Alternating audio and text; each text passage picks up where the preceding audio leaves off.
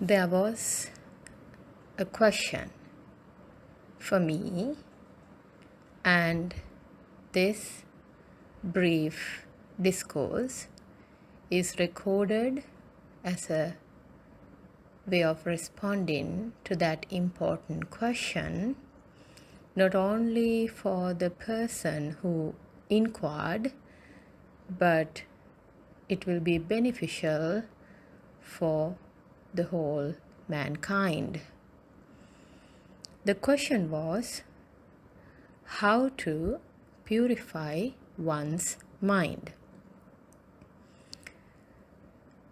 Referring to the background to this question and which made this person to inquire was a video that I have done and published on YouTube. And it was a video recorded during the meditation guidance I was giving during TED Women 2020 online international conference. So during that meditative practice, I refer to a particular Buddhist chanting, and the meaning was briefly explained. So the inquirer was curious to know how to purify one's mind, as explained during that meditative guidance. So the first thing to understand is you are asking this question because you are an adult and you think you have a mind, you feel you have a mind, you are aware there is mind activity. But this question or concern will never arise to a newborn baby. So the very question is arising from the place of observation that I am aware that I have negativity or impurities in my mind. You need to understand where is the need for this question arise. So it is from a place of observation or awareness that my mind is filled with impurities.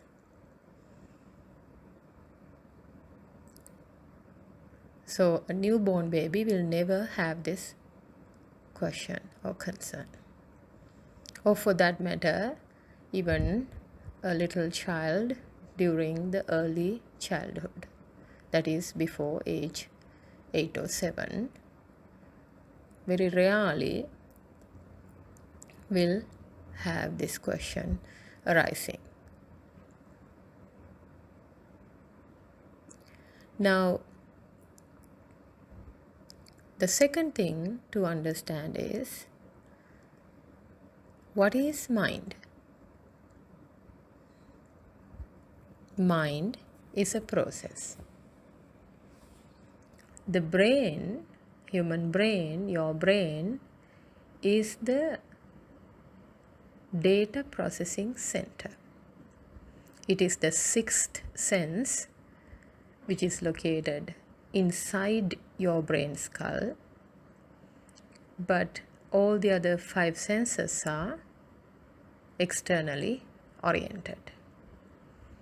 So you are receiving data from the 5 senses. Imagine the 5 senses are like receptors, and all that data that is received is processed through the brain.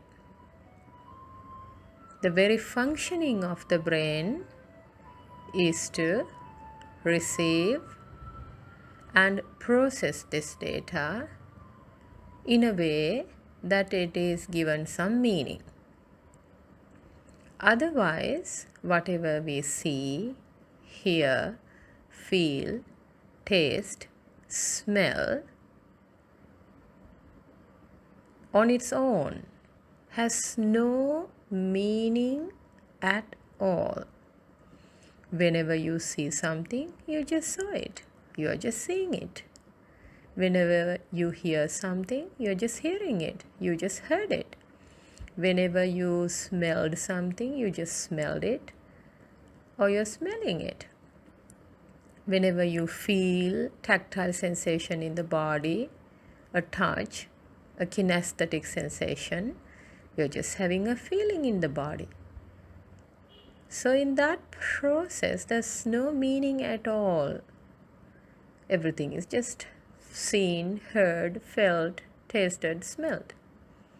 But because there's this complicated organ inside our system, it's called brain, it has the capacity to record information. So as a newborn baby, you never know that even the idea that I, me, mine, that I exist and I came to this world, I am belonging to this ethnic group, I'm belonging to this nationality, this religious group, this gender.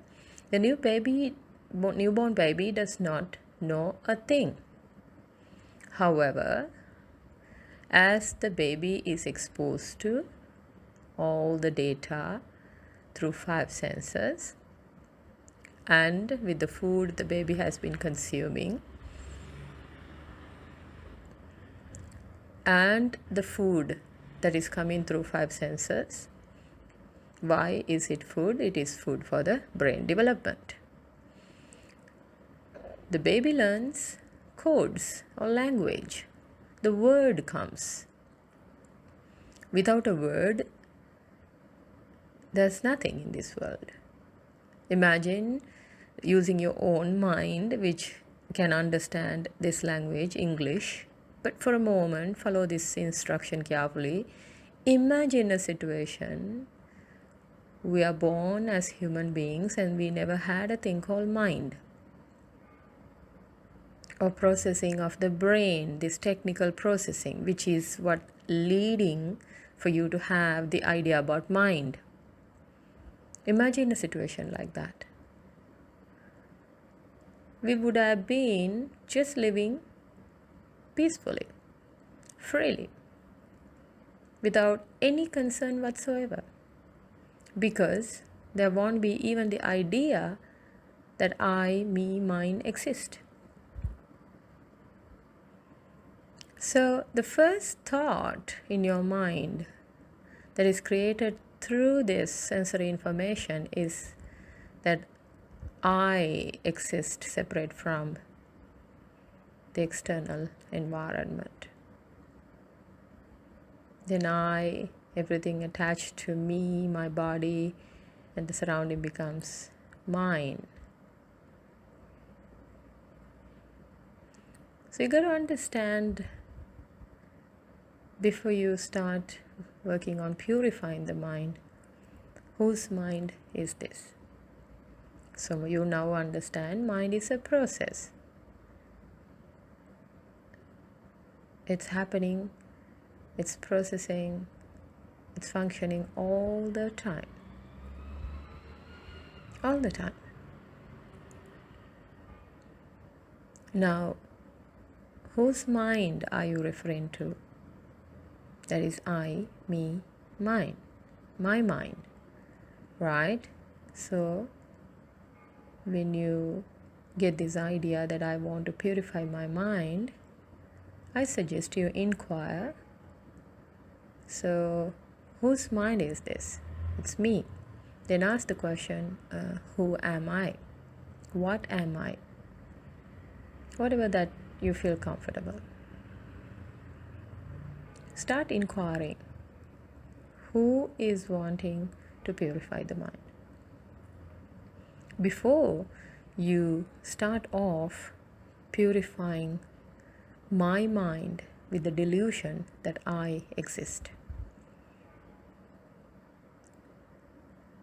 So you understand, at the very beginning, you did not, as a baby, you did not have any idea about mind, any idea about that I exist and I have a world, I have a name, I have a gender. So all that was only data. So when you say, I want to purify my mind, you're referring to cleaning your computer, just like you would clean your laptop, computer, desktop, the machine, right? You just like you're cleaning your garbage bin. You're referring to data, accumulated data. So where did the accumulated data come from? Mother, father, through the socialization process, and thereafter every life experience just kept on adding to the content of the mind. So if the content of the mind is pleasant to you, your sense of self, we can refer to it as like a beautiful bunch of fresh flowers, roses, lilies, jasmines, lotuses. It feels nice. That's not even a question of purifying one's mind, isn't it? Now, in a situation where you don't feel comfortable with the content of your mind, it feels unpleasant to you.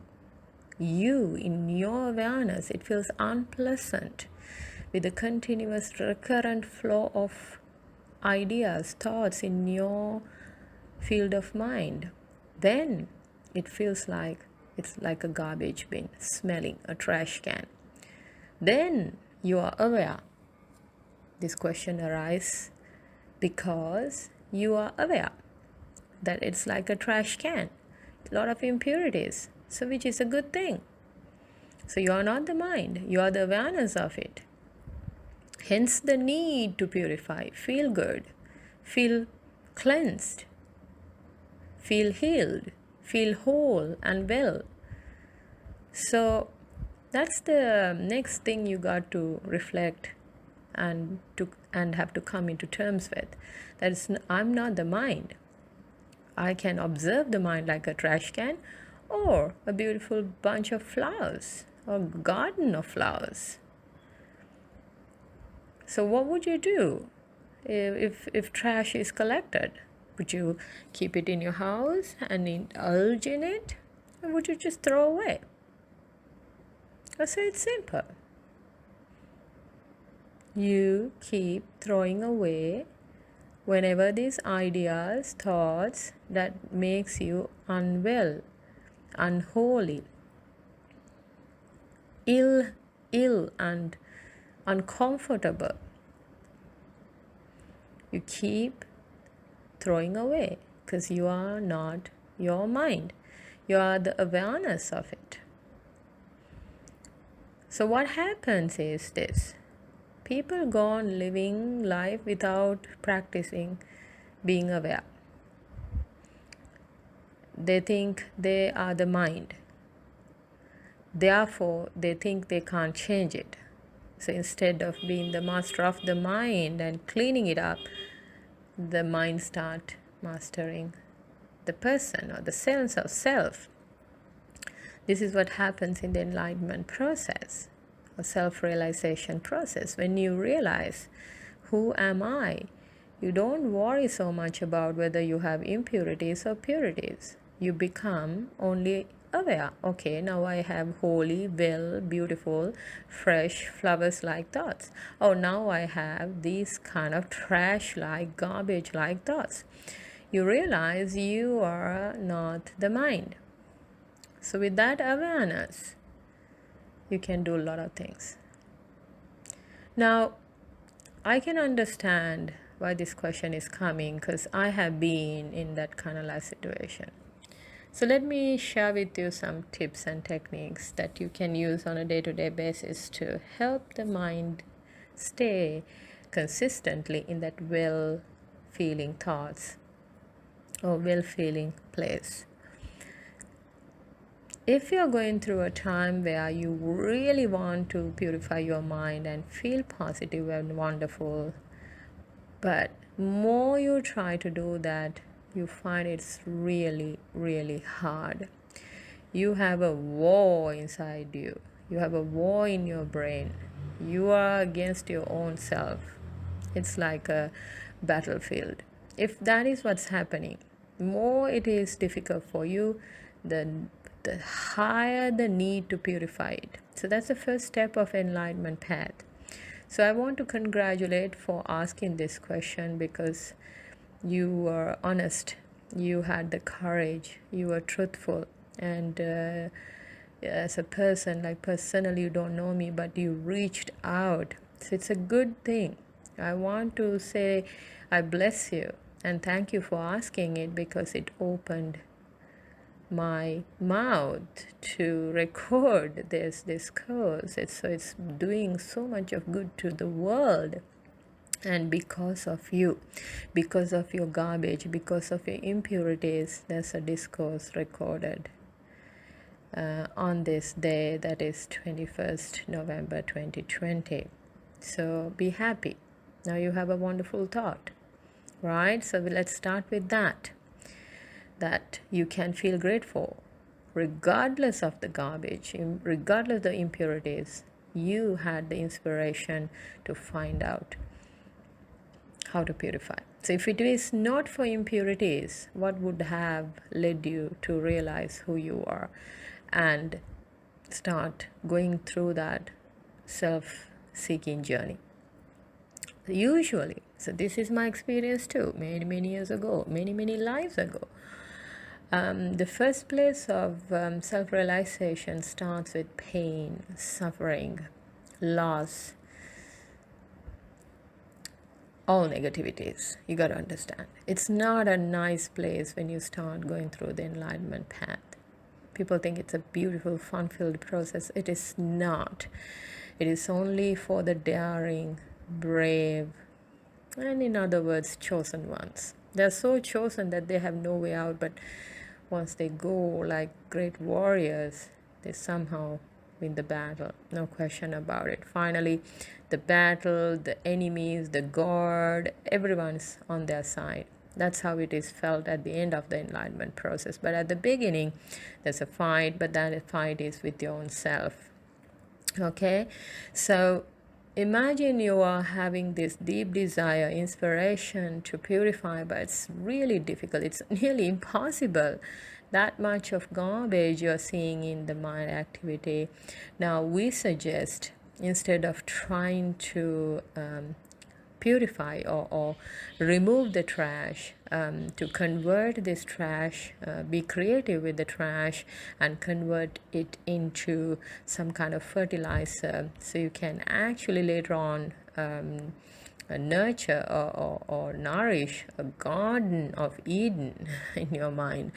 So keep using the content of your mind, which you consider for the moment as impurities, because you don't feel well when those thoughts come to your mind. You got to first start penetrating into those thoughts and really see the real nature of it. And with that process, you're not resisting or fighting with your enemy. Okay, so first place to bring peace is to what? Stop the war. So you got to stop the war. Means you befriend the trash. You say yes. You say thank you. You say even I love you. You know, this is what I did many years ago. I said to my depression, my anxieties, my deep rooted hatred towards so-called wrongdoing by others, I said, okay, the whole world can do like this, or I may think they're doing like this to me, but I'm not going to turn me down. I said, no matter what, I might feel like a murderer inside, but I'm going to love myself. I love myself. I'm not going to let myself down. So you befriend the trash, you befriend the enemy by surrendering. Surrendering is winning. So you say yes to this nonsense inside of you. You just say, okay, yeah, I'm really a bad person thinking these bad thoughts. Yeah, so what? So this way you stop the fight. You'll come into some kind of peace agreement in some way, until you really gear up yourself with a lot of capabilities within you to become a true warrior, where you can slay dragons with your awareness, with your skills, with the power of your positive thoughts and bravery. But until such time, you really sometimes have to surrender, because it's hard. You got to play differently, right? So metaphorically, using that trash to create something beautiful, something new. I mean, that's exactly what I did. I can tell story after story about it. So now another practice that you can do day-to-day basis with that, of course, come on, there are many moments. If you had the courage and the clarity of mind to ask these questions, and a beautiful, respectful, loving, decent message via social media to me, and be able to even have such a powerful energy of manifestation in your thought processes, that I ended up recording this discourse today itself. As I saw this message first thing in the morning, I want you to know there's so much good happening within you. You made me to do this. You had that power of manifestation. So there's a lot going right, okay? So don't say that the impurities are happening, this mind is impure all the time. No, you have to be very, very watchful. Once you have befriended your mind by surrendering, stopping the war, stopping trying to throw away the trash, but rather looking through it to find out whether there are some jewels hidden in the garbage. Maybe there's a diamond. I found my diamond many years ago in the garbage of my own mind, because I stopped being enemy with my own mind. I befriended my own mind. Instead of saying you're impure, I said, look, how can I use this to help the world? That is what made me to become a psychologist, a coach, and then finally, this spiritual teacher, a guide, as others recognize me as. And so the next thing you can do to keep your mind stable, because stability is very important during difficult times, especially. Stability is the key. Whatever is happening, you got to be stable. That's how a good warrior behaves. Even if he is imprisoned by the enemies, he would stay calm, stable, collected, waiting for the right time.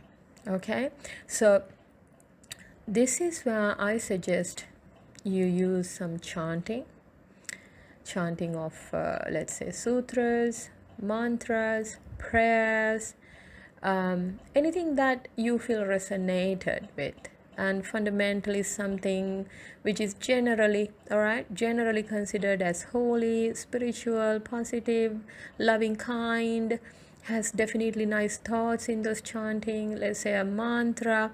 So this is the time to, let's say, first thing in the morning, or before you go to sleep, especially finding out a suitable time, and keep chanting, right? You keep saying these words loudly initially, maybe later silently, so that it starts really filling your mind space.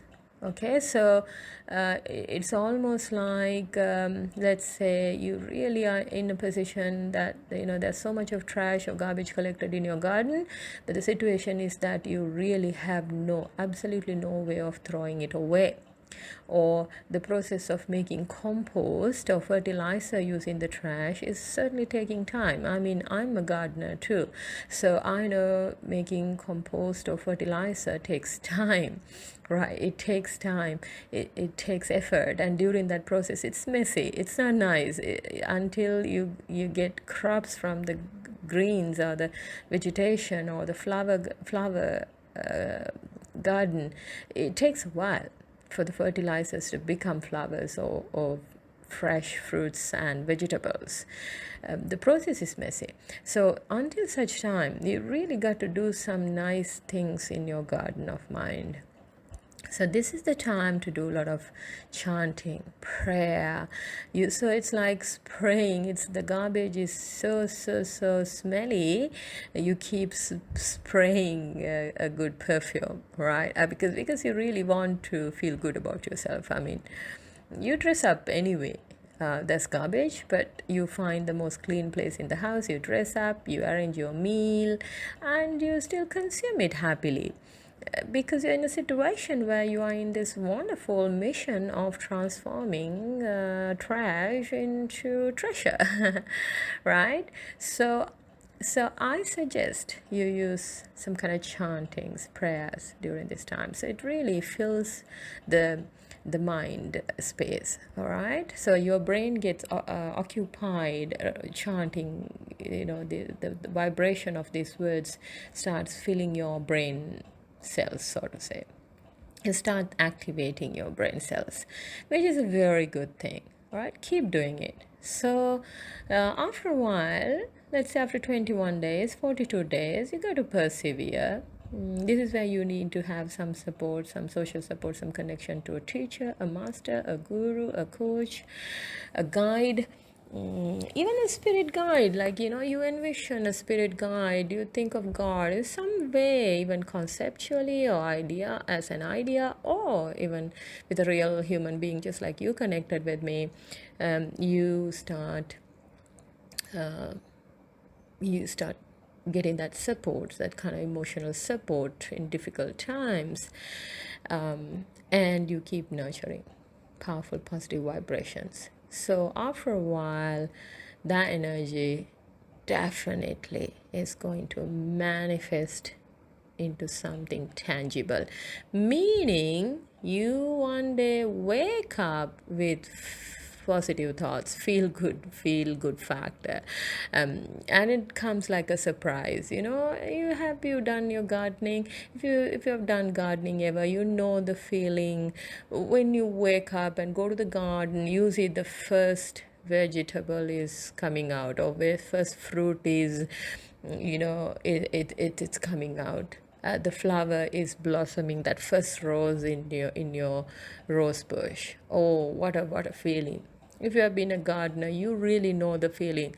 You feel so wonderful, right? So similarly, after you have done enough work inside of you, one of these days you're gonna wake up with those good thoughts, and most of the time of the day you are so feeling wonderful and even surprised how your mind has now started functioning as a good friend to you, and almost like a god or divine aspect is playing out, and you can be very happy. But don't be so fascinated about that phase also, because unless you learn to evolve with the mind and really make the mind evolve to the next level, I mean, a permanent shift in consciousness. That's why even in Buddhism we talk about different levels of enlightenment. The first level is stream entry, and we talk about working really hard to get to that place, and thereafter everything is like an autonomous process. The brain is evolving, and mind is expanding. Consciousness is saturating to that ultimum level, right? So this is how it is explained in Buddhism. I'm not going to explain that for this moment, but what happens is, like, once you have started receiving positive thoughts, and you're mostly observing the purity of the mind, your mind is acting as a friend and support you, feel well with your thoughts. That is the time to double the energy. All right, accelerate on yourself, not to take it lightly and be lazy, everything's okay, but because it can go back to its old ways, not the same way, but it can go back to similar old patterns. So this is a time thereafter you have to be inspired to further develop your brain capacity in a way that it starts generating only thoughts of well-being. And you really know, you really know after a while, you will never become that old person, or your brain will never function in the old way. Your mind will never generate those thoughts that you considered as impurities in the past. you come into that complete certainty. That is what we consider as different levels of enlightenment, right? You know this, you have reached, you are the master, you are the creator, you're in charge. Remember when you have born. Now this is the last piece of information, so I put it as last because this is little advanced for someone to sort of digest at the very beginning, but so I plant the thought seed right now for someone to nurture and grow with it. So what I'm doing is actually I'm planting thought seeds in your awareness as a way of answering this question. Whoever listening can consider this as thought initiation. All right, thought initiation is finally energy initiation, and finally that takes you to your ultimate liberation.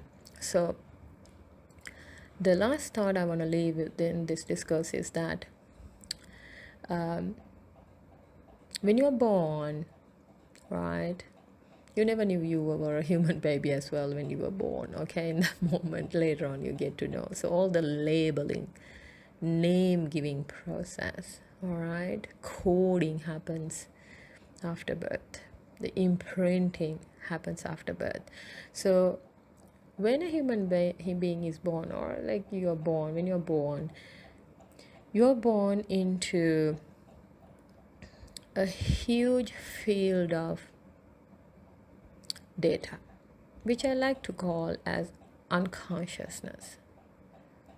All right, because it's data of all the previous generations. So at the beginning there was no data, it's empty, it's clean, but you came to this massive, let's say, coal mine. Like you were born to this coal mine, and the purpose of the whole life experience is to find that diamond. I see human birth is, for that matter any birth of any being, is like being born to darkness. It is. That's why we need eyes as human beings to see. And that there is this delusion of light, and there are images. So the apparatus of eye is a huge delusion. That's why when you go through the path of self-realization, rather than trying to keep your eyes open, you try to keep it mostly closed, because you understand the real seeing is within, and eyes just don't see. It's just the light falls, and the reflection of the external object falls on the eye, and then sort of decoded by the brain. But even to decode, that data has to come from outside. Initially there's no data. Okay, so when we are born into this complete darkness, like a coal mine. It's dark, it's thick black. That's why we need light, the sun, energy of the sun. We need light to see, because it's dark. This is advanced stuff, I understand, but this thought initiation will help you at one point. That much I can tell you. These words you will realize in your path. It will come, you will hear my voice. These words will come and direct you into a direction. So that's what the words are doing. They are directing you towards somewhere. So don't get hooked up with the words, but be looking continuously. Pay attention to what is being directed at, or what you are being pointed at. Okay, so when you are born, you're born to this darkness. A massive field of energy means huge amount of data. So you have to sift and sort and recognize what is good, what's bad. It's just like imagine someone is decluttering something. In a coal mine, you are not taking all what is not needed, and then you are looking for not even the coal. You are looking for a particular diamond. So you keep throwing away what is not diamond till you find the diamond. So you have a very good idea about what is not the diamond, because you know the diamond. Because deep inside you know the diamond, you know what is not the diamond. All right, so when we are born, life is like that. But what happens is this huge amount of data, which is the collective unconsciousness, I call, which is everyone's mind is here when the baby is born. So baby is born to a mess. That's why in Buddhism we don't encourage rebirth, right? And the whole agenda of Buddhist practice is to stop re-becoming and to live life so completely that you don't have any need to come back again. Okay, so so one life is enough. That's what we're saying. One life is good enough to meet God, be one with God, be liberated, be fully enlightened, be a Buddha. One life is enough. Certainly, like even my name, this form, there won't be any repetition or the same thing. You have one life. You got one life. You got to do it during that time, right? If you don't do that, of course there's this need in your awareness or consciousness has that need to re-become, because the previous game was not fully played, or previous life was not fully lived, but the human being got lost in the data. So the last part of this discourse, in the process of purifying mind, you first inquire who you are. You understand that mind is a process. You understand when you say mind, it's just data. So you have the capacity anytime to sort of get rid of the data, like throw away, just like you throw away the garbage. But if it's really hard, it is the time to do chanting and keep filling your brain with lots of positive thoughts, although you might not really feel well in your system.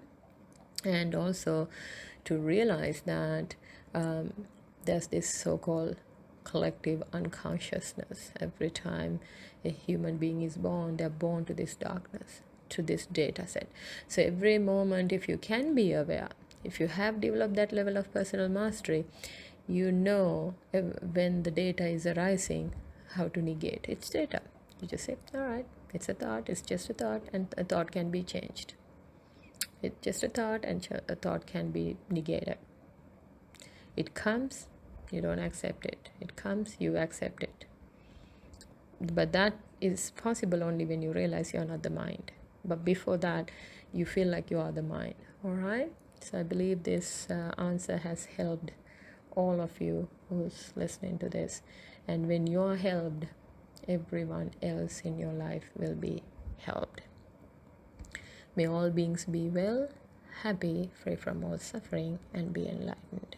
Sabbe sattha bhavantu sukhita.